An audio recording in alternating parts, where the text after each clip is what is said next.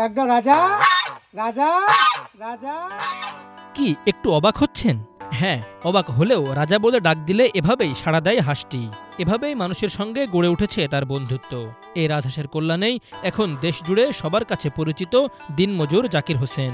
জাকিরের সঙ্গে অজানা ভাষায় হাঁসটির ভাবের আদান প্রদান হয়। বিরল বন্ধুত্বের এই ঘটনার দেখা মিলেছে পিরোজপুর জেলার নাজিরপুর উপজেলার মালিখালী ইউনিয়নের পূর্ব জুগিয়া গ্রামে। নিত্যদিন জাকির হোসেনের সাথে ছুটে চলা অসাধারণ সঙ্গী এই রাজহাঁসটি। জাকিরের পেছনে ডানা দুটো ঝাপটে ছুটে চলে সকাল বিকাল, এমনকি গভীর রাত পর্যন্তও ঘুরে বেড়ায় তার সঙ্গে। 800 টাকা দিয়ে কিনে এটারে আমি বাড়িতে আনছি, বাড়িতে এনে তবে লালন পালন করতেছি। আমি একটা টার্গেট নিয়েছি যে এইটারে মানুষের মতো পোষ মানাবো, মানুষ যেমন কথা বোঝে শুনে এরকম এভাবে সুন্দর করে আমি ওর পোষ মানাবো, এরকম একটা চিন্তাভাবনা আমার মনের ভিতরে ছিল এবং সেই চিন্তাভাবনা থাকা সত্ত্বেও আমি সেইটা করতেছি। করা দীর্ঘ প্রায় বছর হয়ে গেছে।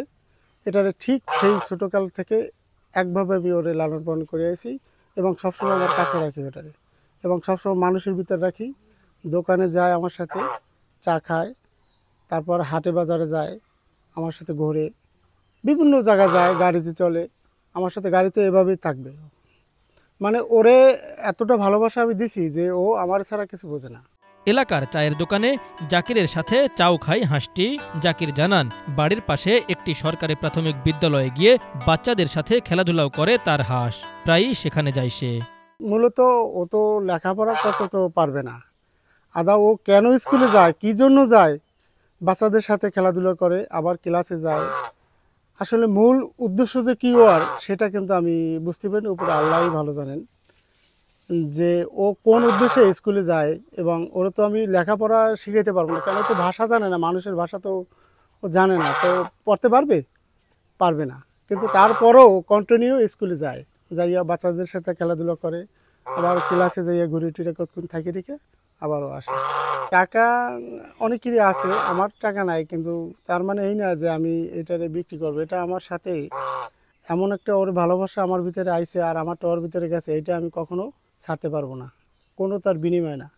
একসঙ্গে খাবার জন্য অপেক্ষা করা এবং বিছানায় মলমূত্র ত্যাগ না করার মতো হাঁসটির বিরল অনেক আচরণে অবাক জাকির। অন্যদের কাছে অবিশ্বাস্য মনে হলেও হাঁসটির মাঝে অলৌকিক কিছু আছে বলে মনে করেন তিনি।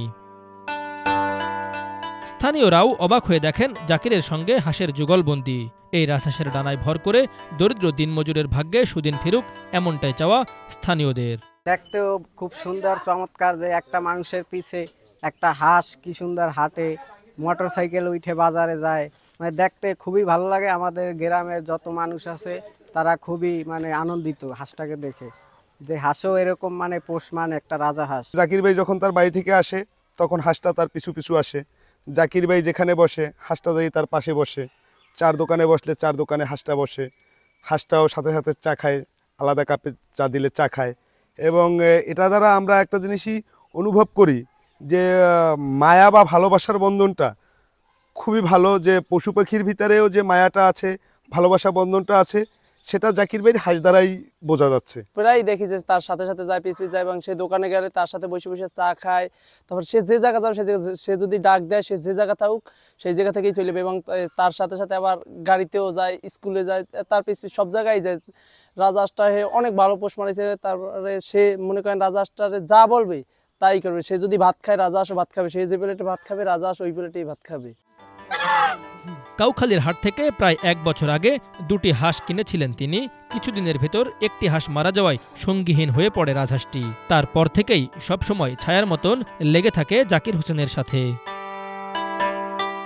Bangla vision news desk.